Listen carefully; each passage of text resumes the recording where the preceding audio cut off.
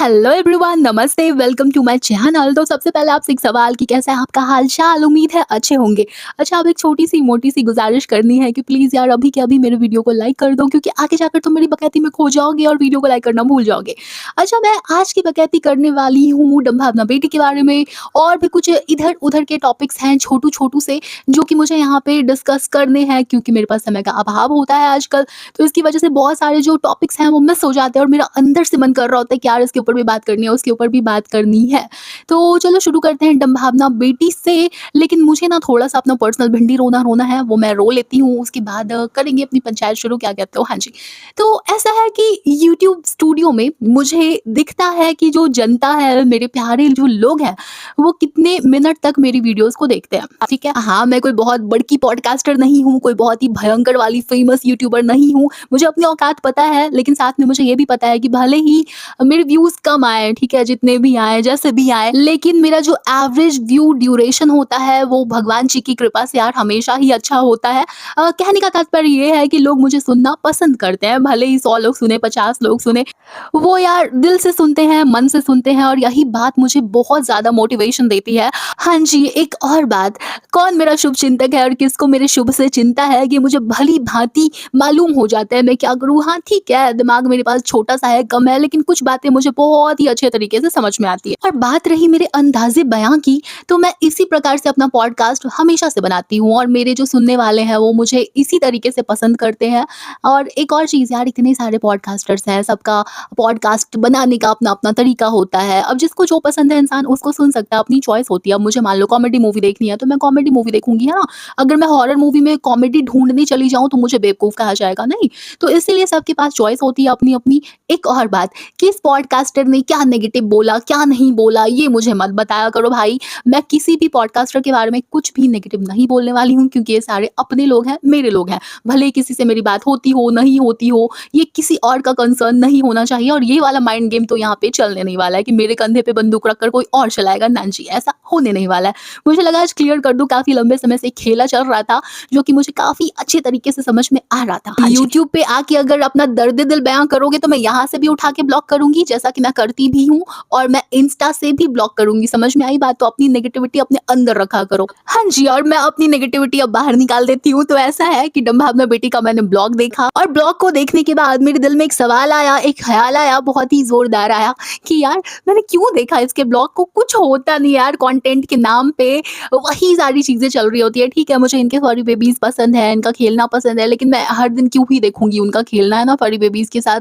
वही सारा इनका चल रहा होता है। बालकनी में आजकल ये लोग बैठते हैं अपने बेबीज़ के साथ, तो चलो इसको अलग मानेंगे हम, ठीक है? इसको डिफरेंट कंटेंट मानेंगे। तो ये लोग बालकनी में बैठे होते हैं, और यार सच में जो ये बंटी भैया है ना, यानी जो बबली जो भौजी हैं, उनके जो हस्बैंड है, हाँ, तो उनका जो इन्वॉल्वमेंट है बच्चों के साथ, वो ज़्यादा दिखाई देता है। अब यहाँ पे फिर से मैं वही बात बोलूँगी कि मैं खुश हूँ यार, मतलब कोई तो इंसान हो, कोई तो लड़का हो, कोई तो पुरुष हो, जो ज़्यादा इन्वेस्टेड हो बच्चों के साथ। ज़्यादातर तो ऐसा होता है कि लोग पल्ला ही झाड़ के घूम रहे होते हैं। जो भी मोटे-मोटे काम होते हैं, वो महिलाएँ कर रही होती हैं, और जो छोटे-छोटे काम होते हैं, वो लड़के कर रहे होते हैं, पुरुष कर रहे होते हैं, और उसके लिए भी उनकी पीठ ऐसे थपथपाई जा रही होती है, जैसे उन्होंने पता नहीं कौन-सा युद्ध लड़ लिया है, वो भी अकेले। तो यही सारा है यार दोगलापन हमारी सोसाइटी में, खैर उसकी चर्चा हम अभी नहीं करने वाले हैं। तो डम्भावना बेटी ने अपने जो बेबीज़ हैं उनका नाम रख लिया है, मतलब दोनों ने मिलके ही रखा होगा, और वो नाम यार क्यूट हैं, काफ़ी क्यूट हैं। और उसके पीछे जो बंटी भैया है ना, उन्होंने एक लॉजिक दिया है कि इन्होंने सोचा था, हमेशा से डिसाइड किया था, सोचा नहीं था कि वो निकनेम्स ऐसे देंगे बेबीज़ को जिनका मतलब भले ही कुछ ना निकले, लेकिन सुनने में काफ़ी अच्छे लगे। तो ये बात सुन के ना मैं थोड़ी-सी कन्फ्यूजिया गई हूँ यार, कि मुझे इसके ऊपर बात करनी चाहिए कि नहीं करनी चाहिए, लेकिन क्या करूँ, लेडीज़ मैं हूँ, आदत से मजबूर, तो मैंने सोचा कर लेते हैं। हाँ जी, तो ऐसा है कि जनरली ऐसा माना जाता है कि जो भी नाम होता है, उसका बहुत ज़्यादा प्रभाव होता है आपकी पर्सनैलिटी के ऊपर। और निकनेम है, मतलब आप दिन में कम से कम 1000 बार उसी नाम से बच्चों को बुलाओगे, तो इसीलिए काफ़ी ज़्यादा सोच समझ के नाम रखना चाहिए। लेकिन इन लोगों की बुद्धि क्या बोले भाई साहब। वैसे ये लॉजिक भी दे सकते हैं, इनकी औलादें तुम्हारा क्या, अरे भाई कंटेंट ये दिखाती हैं, वीडियोस बनाती हैं, तभी तो यार ओपिनियंस उसके ऊपर पाती हैं, नहीं तो हमें क्या पड़ी हुई है, हम कौन सा इनकी खिड़कियों से झांक-झांक के देखेंगे कि इनके घरवा में क्या चल रहा है, नहीं ना। तो ऐसा है यार कि मतलब ठीक है, नाम अच्छे हैं, क्यूट हैं, लेकिन मीनिंगफुल होने चाहिए तो ज़्यादा अच्छा होता है।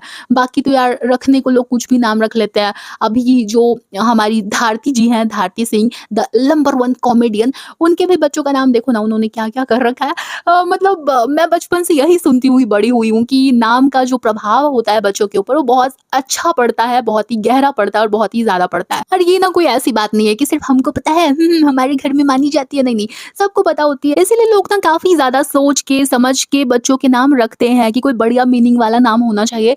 लेकिन मैंने ये ज़्यादातर लोगों के केस में देखा है कि वो बच्चों के नाम तो काफ़ी अच्छे रख लेते हैं, बहुत ही ज़बरदस्त रख लेते हैं, लेकिन निकनेम्स कुछ भी रख देते हैं, मतलब कुछ भी मतलब सच में कुछ भी।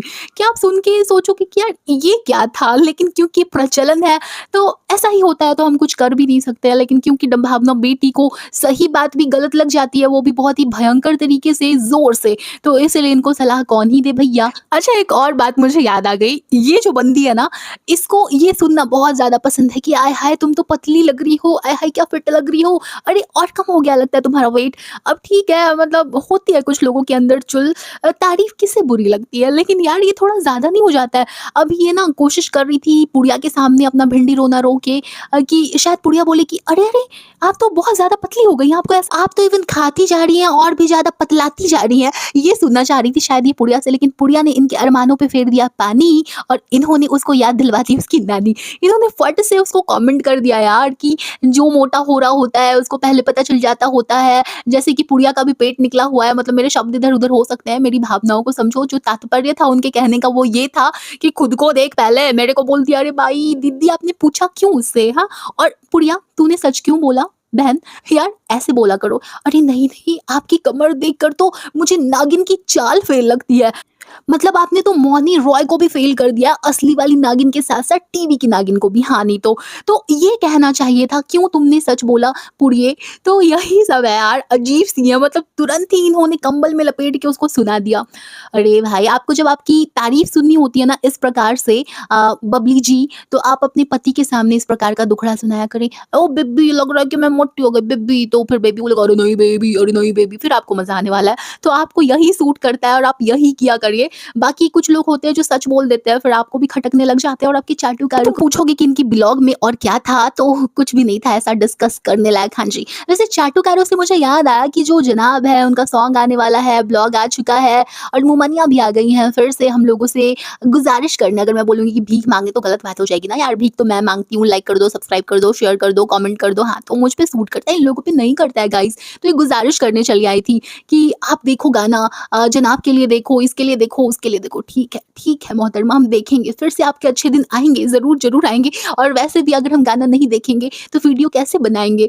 तो आकर बहुत ज़्यादा रिक्वेस्ट कर रही होती है कि गाना देख लेना, गाना देख लेना। बाकी इनके ब्लॉग में भी वही सब था, बेबी रू का जो मस्ती वाला जो था ना, मतलब ये लोग जो मस्ती कर रहे थे, बातें-शातें कर रहे थे, तो वो मुझे अच्छा लगता है, मज़ेदार लगता है। बाकी वही था, पापा के लिए नया बेड लेकर आए हैं ये लोग घर पे, और जो जनाब भाई है उन्होंने खुद से स्वयं अपने हाथों से चाय बनाने का प्रयास किया था गाइज़। समझ रहे हो कितने बड़े-बड़े त्याग करता है ये महामानव।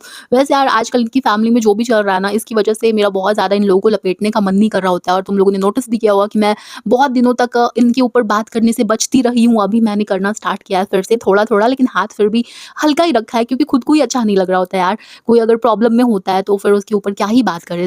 अच्छा, एक और बात मुझे करनी थी यार, वो काफ़ी दिनों से मैं मतलब भूल जाती थी जब भी रिकॉर्डिंग करने बैठती थी, लेकिन आज मुझे करनी है। अब जो सौरभ जोशी की वाइफ़ है, अवंतिका, उनकी मैंने एक रील देखी। बात थोड़ी-सी पुरानी हो गई है यार, लेकिन मुझे फिर भी बात करनी है इसके बारे में। तो उसमें ऐसा था कि उनका जो इनर वियर है उसमें नज़र आ गया था, मतलब उनकी जो ब्रा है वो नज़र आ गई थी। और जो यार मैंने उनका कमेंट सेक्शन पढ़ा ना, तो उसको पढ़ के मुझे कहीं से भी ऐसा नहीं लग रहा था कि हम 2026 में रह रहे हैं, या फिर आज हम उस युग में हैं जहाँ हर हाथ में मोबाइल है।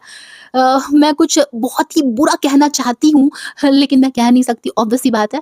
यार पता है क्या, ये इतनी नॉर्मल सी बात है, लेकिन तरसे हुए जो लोग हैं ना, नीच लोग, वो उनके कमेंट सेक्शन में लिख रहे थे, हाँ, उनकी जिस कलर की ब्रा थी ऑरेंज कलर, तो वो लोग लिख रहे थे, अरे ये तो मेरा फेवरेट कलर। मतलब इतने घटिया-घटिया कमेंट्स, इतने घटिया-घटिया कमेंट्स, मतलब कहाँ से आते हो तुम लोग यार? मतलब तुम्हारी माएँ भी पहनती हैं, बहनें भी पहनती हैं, बेटियाँ होंगी तो बेटियाँ भी पहनती होंगी, बीवी भी पहनती होगी, तो कोई ऐसी बात है जिसके लिए हो हल्ला मचाया जाए? हम 2026 में रहते हैं और सबको पता है कि महिलाएँ अंडरगारमेंट्स पहनती हैं और पुरुष भी पहनते हैं, लेकिन पुरुषों का जो अंडरगारमेंट होता है वो महिलाओं से भिन्न होता है। बस इतनी सी बात है, क्योंकि हमारी बॉडी आप लोगों से अलग होती है। और ये लोग ऐसे बात कर रहे होते हैं ना जैसे आदि मानव है और पहली बार कोई महिला देखी है।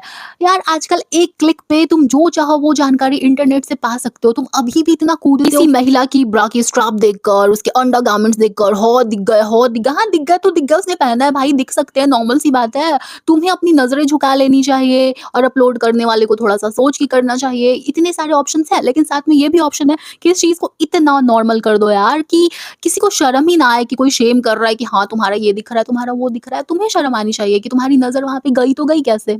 और गई तो तुम्हें वो चीज़ नॉर्मल क्यों नहीं लगी? तुम्हें क्यों वहाँ पे बिल्कुल हो हल्ला मचाना है? मतलब कोई इतनी बड़ी बात है कि तुम लोग बिल्कुल पागल हो जाओ, वो भी गलती से कोई चीज़ नज़र आ गई है जो कि तुम्हें पता है कि लड़कियाँ पहनती हैं, फिर भी तुम पगला जाओ। मुझे समझ नहीं आता कि कहाँ से आते हैं ये लोग। ऐसा है मुन्ना कि गंदगी फैलाओगे तो एक दिन उस गंदगी की चपेट में तुम भी आओगे। और यार पता नहीं मेरे साथ क्या दिक्कत है कि बात जब भी गंदगी की होती है ना तो मुझे फरमान भैया याद आ जाते हैं।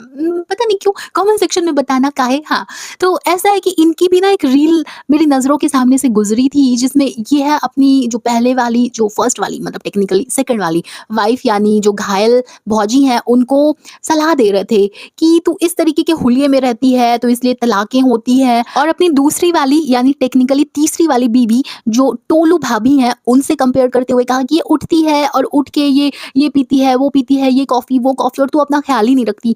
तो भैया जी वैसे तो पूरी दुनिया जानती है, फिर भी हम आपको एक बार बता दें कि उनका एक बालक से है, हाँ, और इनके 4 हैं। 4 बच्चे हैं और एक बच्चा तो अभी काफ़ी ज़्यादा छोटा है। तो ज़ाहिर-सी बात है यार कि वो थक जाती होंगी, उनका मन नहीं करता होगा रेडी होने का, क्योंकि हम सबने देखा है कि वो काफ़ी अच्छे से रहा करती थी या फिर अभी भी वो रेडी होती हैं।